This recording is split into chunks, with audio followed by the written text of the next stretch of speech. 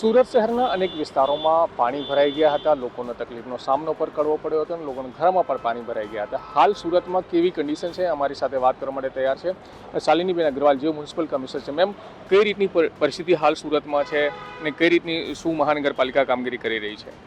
કાલે એક સાથે સુરત શહેરમાં 10 ઇંચ જેટલું વરસાદ 10 જ કલાકમાં પડ્યું હતું અને રાત્રે પણ 3-4 કલાકમાં 6-7 ઇંચ જેટલી વરસાદ થઈ હતી. એટલે ભારે વરસાદ સુરત શહેરમાં પડ્યું હતું. સાથે સાથે સુરત જિલ્લામાં પણ ભારે વરસાદ પડ્યું હતું અને એમના કારણે બારડોલી, પલસાણા, કામરેજ તરફથી જે પાણીનું પ્રવાહ છે એ પણ ખાડીમાં જોવાનું મળ્યું હતું.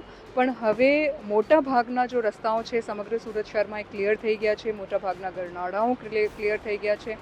ટ્રાફિક વ્યવહાર આજે બહુ જ નિયમન રૂપથી ચાલી રહ્યું છે. અમુક જગ્યાઓ ઉપર જ્યાં વોટર લોગિંગના પ્રશ્નો છે ત્યાં એડવાન્સમાં જ સુરત મહાનગરપાલિકાની ટીમ્સ તરફથી ઇવેક્યુએશન અને શિફ્ટિંગની કામગીરી કરવામાં આવી છે અને એમને ફૂડ પેકેટ્સ, વોટર, મેડિકલ ટીમની જો વ્યવસ્થા છે એ કરવામાં આવી છે.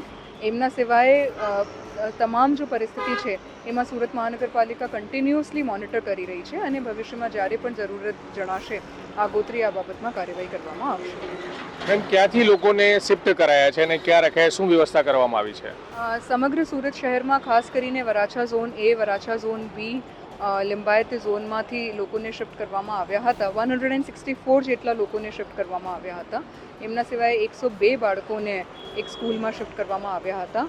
એ તમામને શેલ્ટર હોમ્સમાં રાખવામાં આવ્યા છે અને એમને પાણીની વ્યવસ્થા, ફૂડની વ્યવસ્થા, મેડિકલ ટીમ્સની વ્યવસ્થા કરવામાં આવી છે.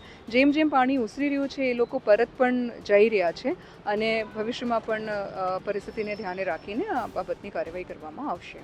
મેમ, ક્યાંયથી કોઈકને ડૂબી ગયા હોય પાણી, એવું કોઈ સમાચાર મળ્યા છે? 3 જેટલા લોકો પાણીમાં તળાતા હતા, બટ આમાંથી 2 લોકોને સેફલી, સુરક્ષિત રીતે ફાયરની ટીમે બહાર કાઢ્યા છે અને એક વ્યક્તિની અત્યારે ફાયરની ટીમ તરફથી કામગીરી કરવામાં આવી રહી છે. મેમ, જે પાણી ભરાયા છે તો કેમ કે મોન્સૂનની શરૂઆત થઈ છે તો આવનારા દિવસો માટે મહાનગરપાલિકા કેટલી તૈયાર છે? કારણ કે દર વર્ષે આ પ્રોબ્લેમ થાય છે.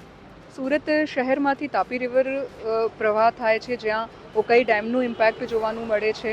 ખાડીઓ પસાર થાય છે, જ્યાં સુરત જિલ્લાના વિવિધ વિસ્તારોમાં જો થયેલી વરસાદ છે એમનું ઇમ્પેક્ટ જોવાનું મળે છે અને સમુદ્રની જો ભરતી છે એમનું અસર જોવાનું મળે છે.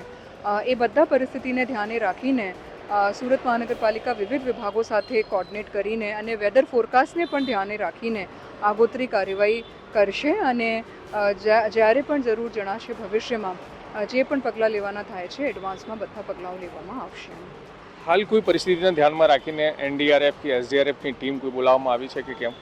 અત્યારે હવે પરિસ્થિતિ સામાન્ય છે એટલે એમની જરૂરિયાત નથી, પણ ભવિષ્યમાં સ્ટેટ ગવર્મેન્ટ, સેન્ટ્રલ ગવર્મેન્ટ તરફથી ખૂબ જ સારું સપોર્ટ દરેક વખતે આપવામાં આવે છે અને જ્યારે પણ ભવિષ્યમાં જરૂરત પડશે તાત્કાલિક ગવર્મેન્ટ તરફથી આ બધું જ સપોર્ટ પૂરું પાડવામાં આવશે.